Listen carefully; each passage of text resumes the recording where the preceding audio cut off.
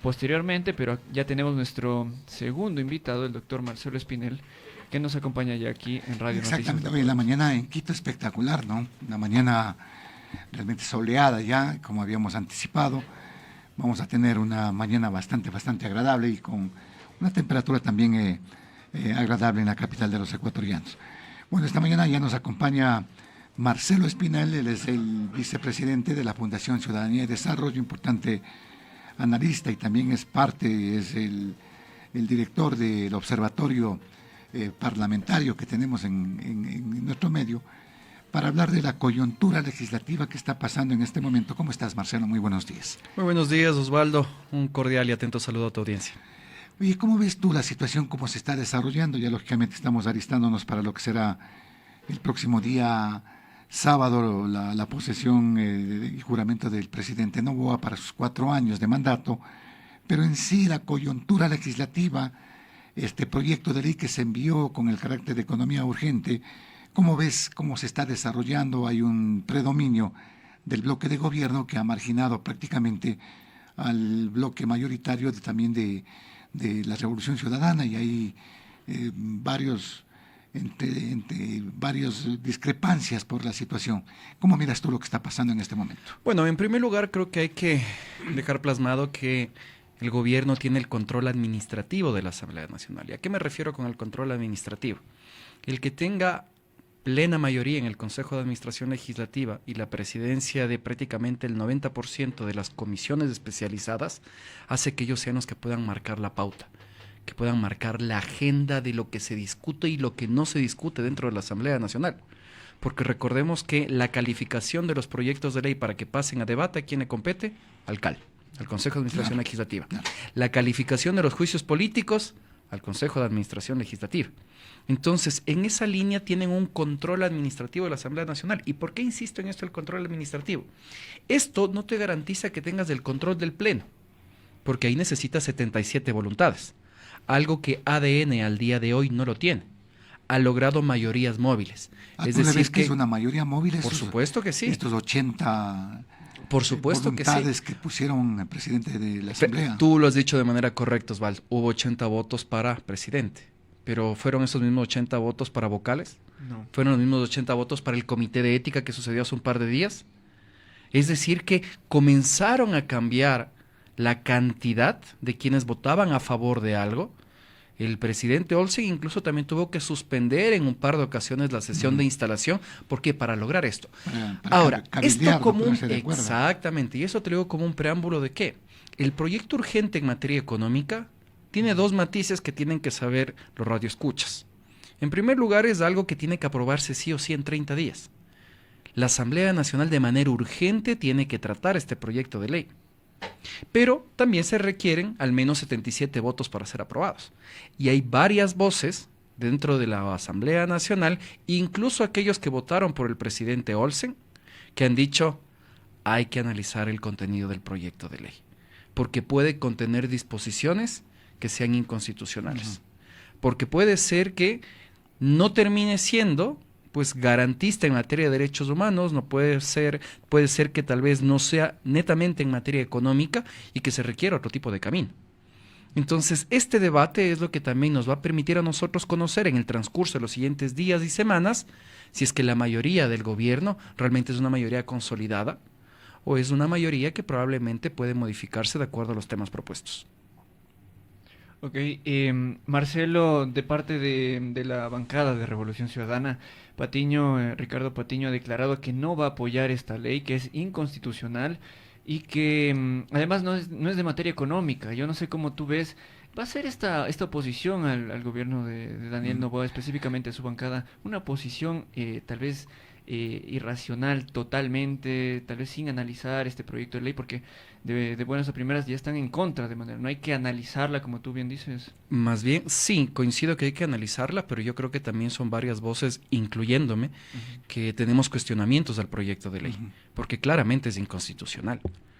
Y lo que puede suceder... ¿Es una normativa discrecional en todo caso, Marcelo? Se han identificado al menos 8 inconstitucionalidades, tanto de forma como de fondo. ¿Y a qué me refiero con forma y fondo? Como tú bien mencionas, no es un proyecto que sea de una sola materia y que refiere a aspectos económicos. Y en materia de fondos se podrían estar afectando garantías establecidas en la Constitución como un derecho a un debido proceso. Recuerda que hay disposiciones como, por ejemplo, que una persona pueda ser detenida durante al menos 3 días sin que exista un juzgamiento previo, que se puede otorgar un indulto por parte del presidente a alguien que no cuente con sentencia, y eso en el papel siempre va a sonar bonito, porque vamos a decir qué bueno que se aplique contra los delincuentes, y creo que todos queremos combatir la inseguridad. Desde luego. Pero ¿qué sucede si es que Oye, eso puede no, ser utilizado no en se contra de un está- ciudadano? Este proyecto no está orientándose al tema de lo que hizo Nayib Bukele en El Salvador. Creo que es completamente distinta la dinámica, y en ¿Ah, sí? eso tenemos que tener mucho Es cuidado a los un ciudadanos. ataque directo al crimen organizado. Es en un este caso. ataque en el cual se busca atacar las economías criminales, pero voy a tomar palabras de colegas expertos en seguridad.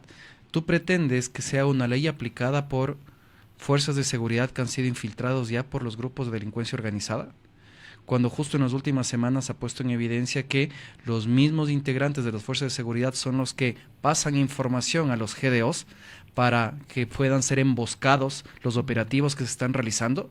Entonces, mucho cuidado con esto, Osvaldo. Esta narrativa de decir esta ley es suficiente para poder combatir el crimen organizado, cuando tú no estás haciendo depuración de las fuerzas de seguridad, cuando tú no estás atacando las causas estructurales de la inseguridad, lo que puede terminar siendo es populismo. Ojo, yo creo que es necesario utilizar todas las armas posibles para combatir la inseguridad, pero también no caigamos en prácticas populistas. Un populismo penal podría ser en este caso. Exactamente.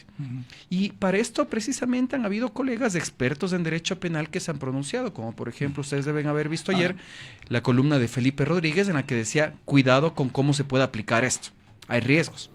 Claro que hay riesgo. A ver, hay una inquietud ciudadana. Vamos a habilitar líneas telefónicas, el 255-4090, 2546-108, que está habilitado. Buenos días, lo escuchamos, adelante.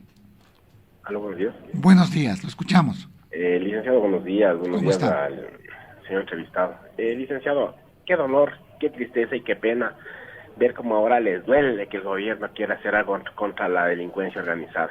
Yo creo que para el señor que está ahí también lo que está pidiendo es mejor retiren a los militares, que se regresen los militares a las bases de ellos, retiren a la policía, encierren a la policía en algún lado para que los otros trabajen tranquilamente. Qué vergüenza, qué pena que los correístas sean así. Qué vergüenza. Buenos días. Bueno, pero estamos haciendo un análisis, ¿no? Hay que tener mayor tranquilidad, sinceramente. Y con todo respeto, yo acepto todos los criterios y comentarios porque este es un espacio de libertad de expresión, libertad de opinión, pero hay que también hacer análisis de las circunstancias, de lo que está pasando en este momento en el país. Y no todos son correístas. No todos son correístas, sinceramente. Hay algo que es espérate, Marcelo, interesante. hay otra Claro, inquietud. por supuesto que sí. Hay otra inquietud. Buenos días, lo escuchamos, adelante. Siga, señor, buenos ¿Aló? días. Adelante, buenos días. Aló, buenos días. Buenos días, ¿cómo está? Lo escuchamos. ¿Sí, ¿Puedo intervenir? Sí, Siga. sí, adelante. Bueno, a ver, vamos con la otra inquietud. Buenos días, lo escuchamos, adelante, lo escuchamos. Buenos días, licenciado. Vea, estoy escuchando y realmente veo muchos cuestionamientos a la ley que ha propuesto el señor presidente. Mi sugerencia es que la oposición se una y presente un proyecto que sea sustitutivo, que reúna a todos los magísteres, a los analistas, a todos los que se oponen a esta ley propuesta y presenten una ley sustituta. Y la otra cosa que yo quería decir es que en los últimos tiempos, en casi todas las materias, se presenta como analistas magísteres, PhDs, etcétera, etcétera. Las universidades gradúan una cantidad de diplomados, etcétera, etcétera, en seguridad, en riesgos, etcétera, etcétera, y el país sigue igual. Eso es una inquietud que le quisiera plantear al señor que está interviniendo. Muchísimas gracias. A usted, gracias también por la participación. Acá me dicen esto como información. Buenos días, siniestro de tránsito en la autopista General Rumiñahui, a la altura del puente 9, carril de la mitad. El automóvil está virado.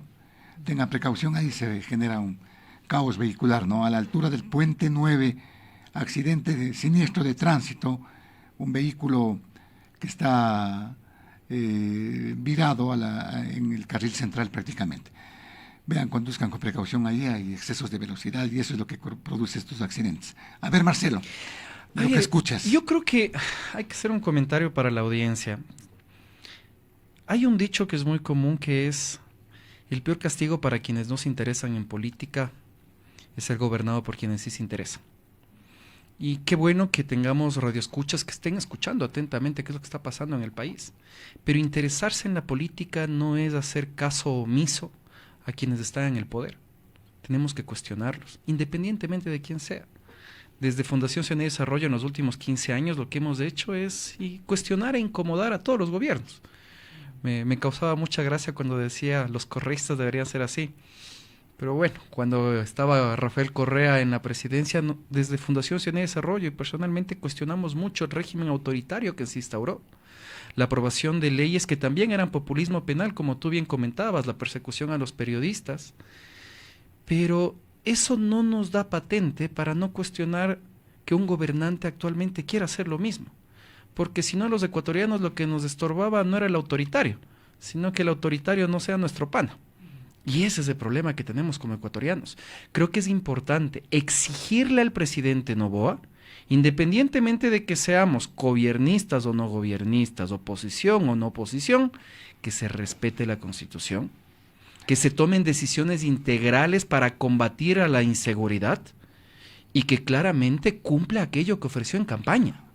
Y eso es lo responsable del accionar ciudadano en democracia. Ahora, Marcelo, esta ley que está siendo analizada en la Asamblea Nacional, que tiene ya menos de 30 días para ser aprobada, en definitiva va a ser una prueba también para el propio bloque de gobierno y el gobierno respecto a la mayoría, pues que le aprueben esta ley. Pero de ahí vendrán otros temas. La Corte Constitucional también entrará en el juego en torno a la aprobación de si es que se aprueba esta ley. Marcelo. Sí, y yo creo que hay que hacer prospectiva, es decir, buscar escenarios.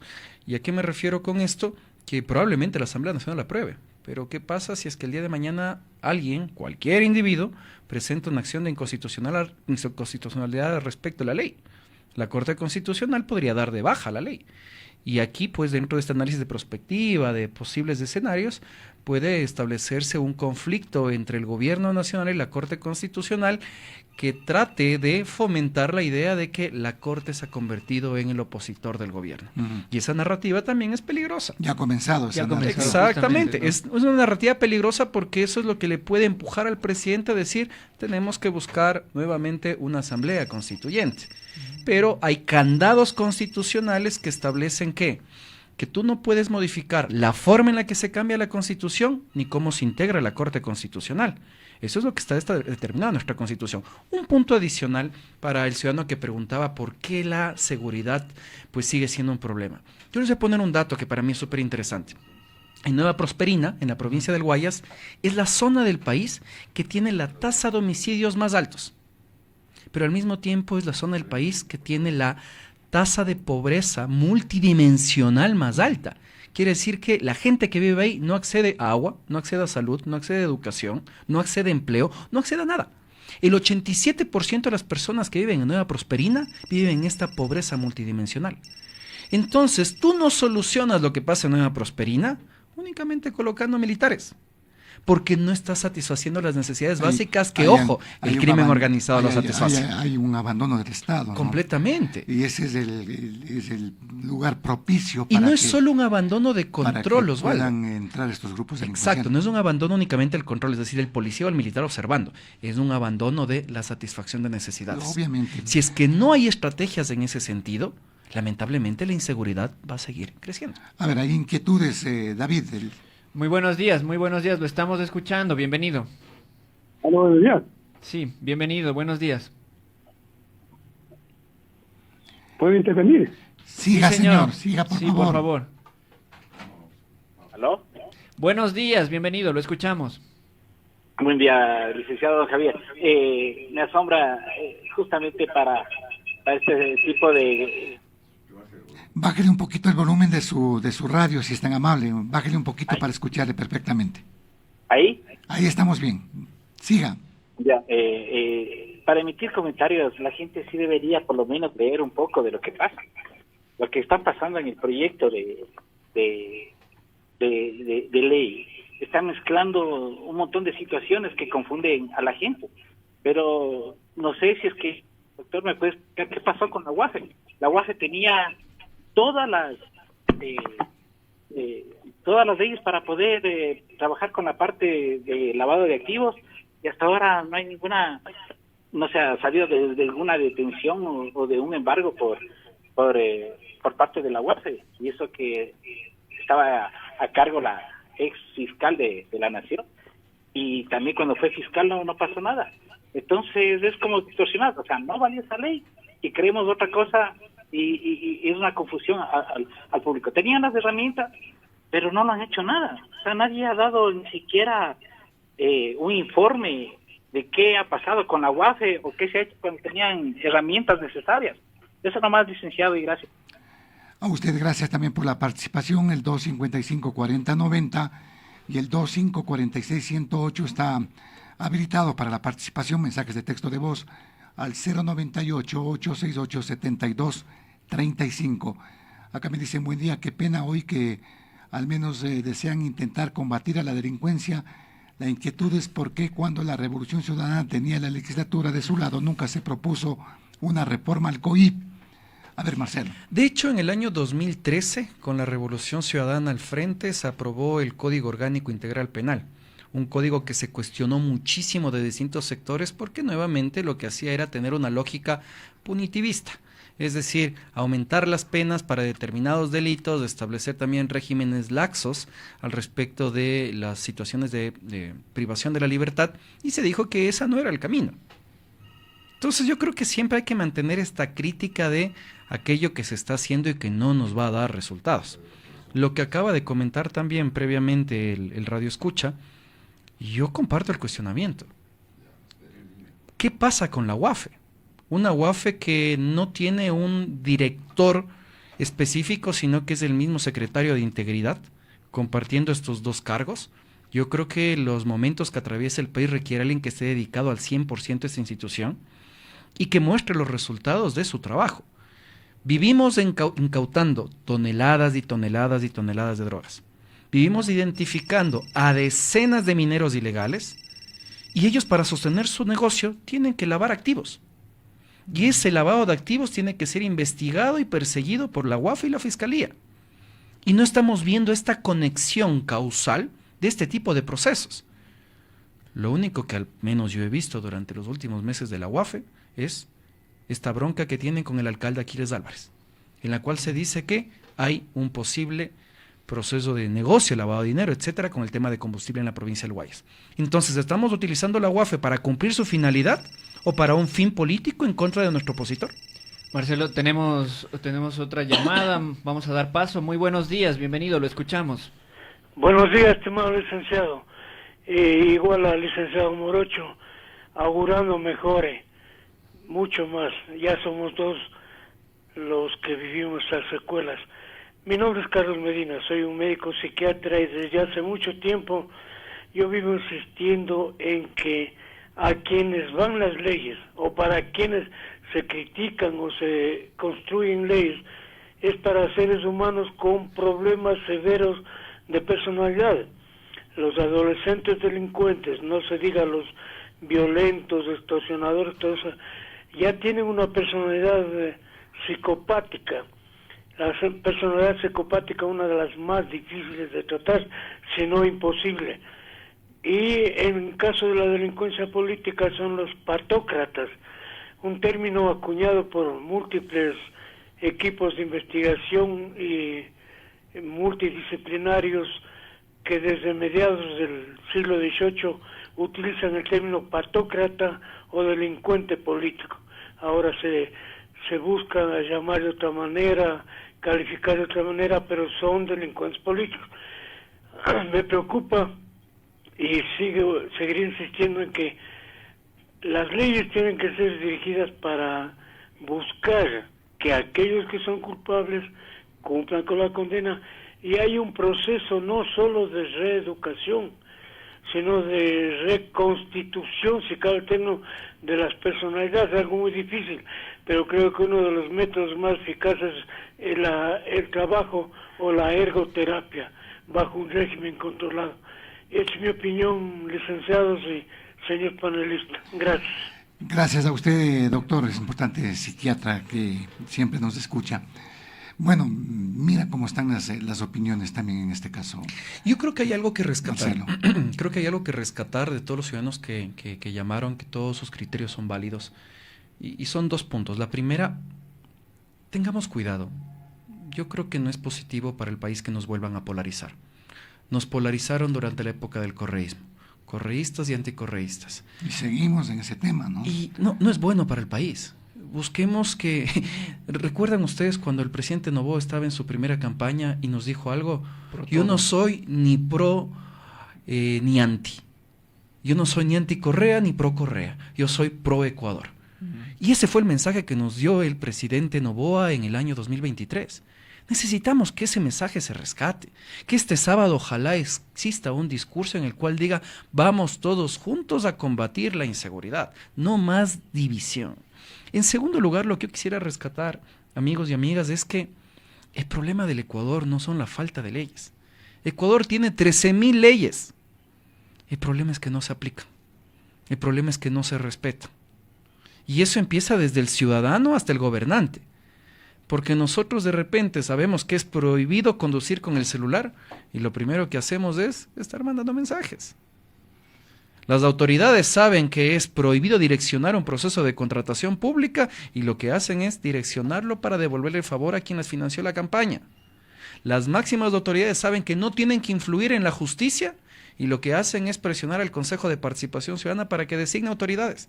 Las leyes existen. El problema es que desde los ciudadanos hasta las autoridades las incumplimos. Y mientras eso no cambie, tenga la seguridad que los problemas del Ecuador van a seguir. Pero en este ámbito, ¿tú le ves que se pueden conseguir los votos para aprobar esta ley? Es muy probable. Lógicamente que habrán cambios, ¿no? Con las modificaciones y el debate que se... en ese aspecto. Claro, con las modificaciones y el debate que se dé, mi querido Osvaldo, dentro de la Asamblea, probablemente consigan los votos. Porque no va a arriesgarse una Asamblea gobiernista a que el proyecto de ley entre por Ministerio de la Ley. Porque recordemos que si es que en 30 días ellos no consiguen los votos, no se aprueba el proyecto de ley, entra en vigencia de manera automática, porque eso es lo que manda la Constitución. Habrán demandas de inconstitucionalidad inmediatas, pues, ¿no? En este caso. Yo creo que las demandas, don Osvaldo, se pueden venir, aunque lo apruebe la Asamblea Nacional, con ciertas modificaciones, o si es que pasa por Ministerio de la Ley, porque yo creo que el contenido es muy controversial. Yo creo también que es una oportunidad para que la Asamblea Nacional analice a la interna, identifique qué normas pueden ser modificadas de cara a que tengamos algo que nos ayude a combatir la inseguridad, pero que no sea un arma de doble filo para la persecución, y que de esa forma, ojo, no sean llamados una asamblea de alzamanos, porque ya tuvimos una asamblea de alzamanos en el periodo 2013-2017 cuando el correísmo estaba en la Asamblea Nacional, en la que se cuestionaba que no haya debate, que el presidente sea el que manda el proyecto de ley y que los asambleístas simplemente levanten la mano. Sin votos, ¿no? Exactamente. Cuidado y tengamos ahora una asamblea de alzamanos, pero del otro lado. Ahora, pero en este caso, mira que hay controversia por la situación que están atravesando los legisladores de la Revolución Ciudadana, que es una mayoría, pues también, que tiene una facción importante de la ciudadanía en el país, que no son partícipes o la política del presidente de la Asamblea es no darles chance para que puedan intervenir en el debate. ¿Cómo miras tú eso? Y ellos han acudido a la justicia, a acciones de protección. A ver, dividamos el tema entre lo jurídico y lo político. Jurídicamente lo que ellos trataron de hacer, de tener una bancada adicional, por llamarlo así, porque llegaron en alianza, ¿no? Exactamente, eso es contrario a la ley, era una argucia que ellos buscaban. La ley es súper clara, la bancada se conforma, exacto, la bancada se conforma con quienes fueron a la elección. Hubo una alianza y esa alianza es la que puede tener una bancada. Jurídicamente no tiene un asidero. Vamos al aspecto político. Yo creo que hay que no solo ser, sino también parecer. Si yo soy democrático, también tengo que parecer democrático. Y el darle un espacio a una bancada que legítimamente merecía estar en el CAL, creo que era parte de este deber ser. Pero le dan precisamente a alguien que ya había renunciado de la Revolución Ciudadana. bajo el pretexto de que, pero ahí está su representante. No, ya sabemos todos nosotros que ella ya no representa la Revolución Ciudadana y que decidió declararse independiente y mucho más cercana al gobierno. Entonces yo creo que este tipo de comportamientos poco democráticos lo que hacen, ojo con esto, insisto, es repetir lo que nosotros ya criticábamos. Criticábamos este tipo de prácticas en el correísmo y ahora simplemente lo está repitiendo Daniel Noboa. Pero, ¿por qué, Seamos ecuánimes. ¿por qué al criticar, al verse como el opositor al correísmo, está actuando tal vez de la misma manera que actuó el correísmo en el 2013? ¿Por qué lo hace si se supone que es diferente? Se supone que es diferente. Yo creo que a la larga nuestra democracia es tan inmadura, la cultura política de nosotros, todos los ecuatorianos, es tan inmadura igual, que si es que no hay un enemigo, si es que no hay esta polarización, pues lamentablemente no logras incluirte en la narrativa. Necesitamos siempre que exista el Mesías, el que nos viene a salvar, y decir que los otros son los malos, no somos nosotros. ¿Para qué? Para que esa narrativa pueda calar en el ciudadano y sostener nuestro discurso. Lamentablemente el discurso de juntémonos, lleguemos a consensos, lleguemos a diálogos, en este país no funciona. Bueno, ¿tú le ves entonces que esta puede ser una asamblea que va a tener mucha controversia en su momento? Yo creo que sí. Yo creo que yo no quisiera dar por Cuando los socialcristianos estaban mirándole a Alfredo Serrano, que ya está también entrando en esa nota de la crítica, ¿no? Que están haciendo lo mismo que hacía la Revolución Ciudadana. No están tan conformes que digamos, no les dieron una segunda vicepresidencia, les quitan el representante del CAL, que era de socialcristiano. Entonces lo están viendo ya de otra forma, Marcelo. Sí, porque lamentablemente también la negociación que llevan en la Asamblea Nacional, en lugar de ser programática, es decir, cuáles son los temas que nos importan en el país, fue una negociación por los cargos. Y están enojados por el reparto. Y eso es lamentable, porque yo aceptaría que es algo positivo para el país decir, estamos enojados porque habíamos propuesto el proyecto de ley para poder combatir la delincuencia y no ha sido tomado en cuenta. Decir, oye, se están callando voces en la Asamblea Nacional, se está instaurando una sola visión de país. Pero el reclamo, ¿cuál es? No me dieron mi puesto en el CAL, no me dieron mi presidencia de comisión. Y eso también es malo. Ahora, vamos a lo siguiente. Como tú sabes, yo trato de hacer la mayor cantidad de escenarios posibles sin apasionamientos. El día de hoy tienes tú una mayoría a favor del gobierno. ¿Qué pasa si en el mes de septiembre el gobierno no logra prevenir ni solucionar adecuadamente la crisis energética que se nos viene? ¿Esa mayoría se va a mantener consolidada? ¿Qué pasa si es que los niveles de inseguridad, que están siendo nuevamente los más altos en la historia del país, las tasas de homicidios siguen aumentando? ¿Estos asambleístas independientes van a querer seguir apoyando a un gobierno que no logra solucionar los problemas? Yo creo que no. Y tomando en cuenta que ya se viene un proceso electoral. Exactamente. El próximo año estaremos ya casi volviendo a campaña, ¿no? Para las seccionales en este caso. Marcelo, siempre es un gusto conversar contigo. El gusto es mío, Osvaldo. Gracias al doctor Marcelo Espinel, vicepresidente de la Fundación Ciudadanía y Desarrollo, y también él es el que preside el Observatorio Legislativo, aquí a través de Radio Noticias La Poderosa. Vamos a hacer un pequeño paréntesis, me dicen que